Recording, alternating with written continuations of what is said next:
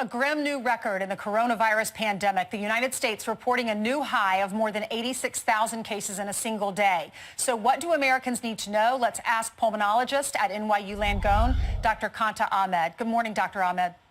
Good morning, Ainsley. Good morning. Why are we seeing this increase? Is it because the weather's getting colder? I mean, the virus is on the move. Remember, it's highly contagious. It's mostly contagious before we have symptoms.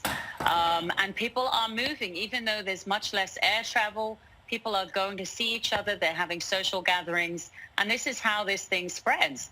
It's also very much that the climate is changing. And we are worried about the fact that people will be more and more indoors as the cold comes. What about the vaccine? This is what Dr. Fauci said about it, and then we'll talk about it on the other side. Listen to this. We will know whether a vaccine is safe and effective by the end of November, the beginning of December. The question is, once you have a safe and effective vaccine or more than one, how can you get it to the people who need it as quickly as possible? How long are we talking after we do know it's safe and effective before it's distributed?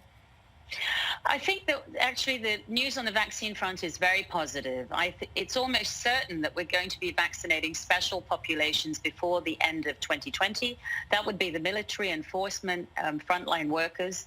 There have already been intensive plans made by Operation Warp Speed to get this vaccine across the country. Some of the formulations need to be stored at -94 Fahrenheit, freezing temperatures, for which huge production lines of specialized freezers in Kentucky and the Netherlands have already been on order.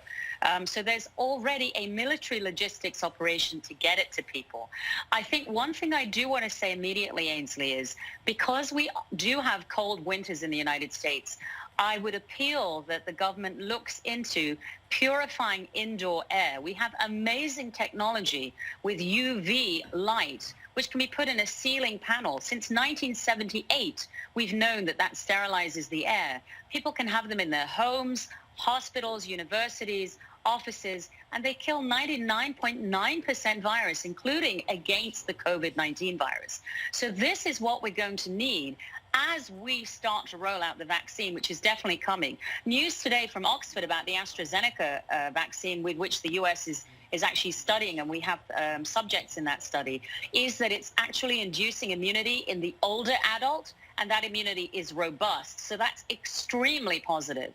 True safety isn't really going to be known when we have tens of millions of people vaccinated and walking around, and that's going to take time all over the world.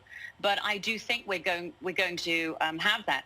And frontline workers like police, like physicians, nurses, military are going to have to be followed after the vaccine to see not just how effective it is, but if there are any effects that are undesirable. That's true. But indoor air is something we can work on now. There are incredible American companies that make UVC devices. Fortune 500 companies are installing them and working with them, the NHL, Starbucks.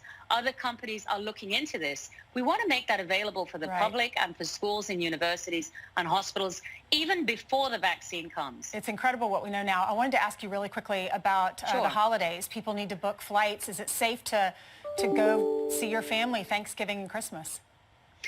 So, you know, this is something that my patients and I are struggling with. Even us as physicians are extremely tired. I haven't seen my family for almost a year now in England, and I don't know when. So air travel is actually relatively safe because the air exchanges are so frequent in an airplane, and they have HEPA filters. And if we wear a mask and passengers are spaced out, that's quite a safe way to travel.